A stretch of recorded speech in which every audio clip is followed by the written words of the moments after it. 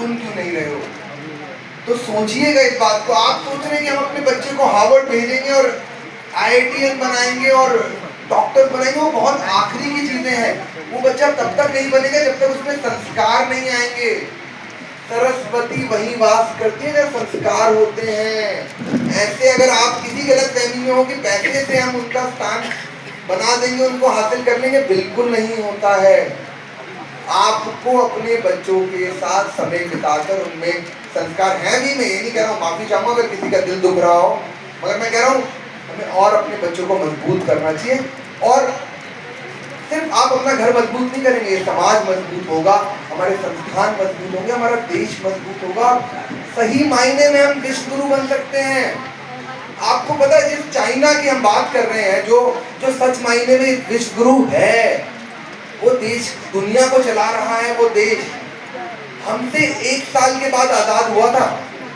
हम 1947 में आजाद हुए थे, वो 48 में हुआ था। 1 साल के बाद उनकी पूरी एक जनरेशन को, जो अंग्रेज थे, उन्होंने नशे का आदी बना दिया था। आप 10वीं क्लास में पढ़ेंगे, आपको ओपियम वॉर के बारे में पता चलेगा। वहां से निकलकर वो देश आज विश्व गुरु बन गया है, क्योंकि उन्होंने अपने बच्चों को ईमानदार बनाया, मेहनती बनाया। और यही जिम्मेदारी हम पर है। और हमें समाज ने, समय ने मौका दिया है। हमें कहा है कि आप पहले वो थे सबसे ज्यादा, सबसे जवान देश वो था, उन्होंने एक चीज हासिल करी, अब वो नीचे जा रहे हैं।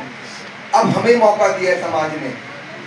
एक ये समय कहता है कि आगे बढ़िए, है ना। तो मैं यही सभी माता पिता से आग्रह करूंगा। बुनियाद सुपरिटेंडेंट एक बहुत छोटा सा हिस्सा हो सकता है किसी के जीवन का।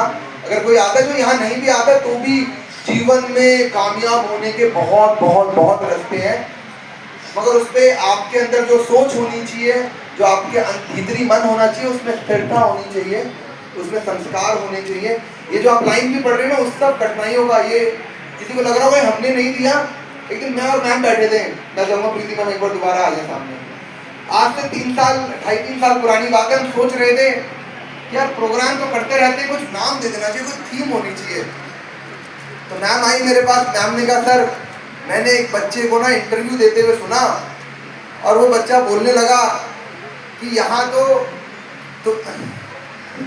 कह रहे आजकल तो इतनी कठिनाइयाँ हो गई हमारे जीवन में कि हम तो आजकल उसे सेलिब्रेट करने लगे हैं, हम रोज उनका उत्सव मनाने लगे हैं।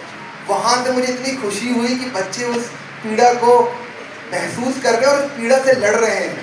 और ये जो वही बैच है जो आज IIT JEE मेंस में सुपर 100 में जाकर अच्छा कर रहा है।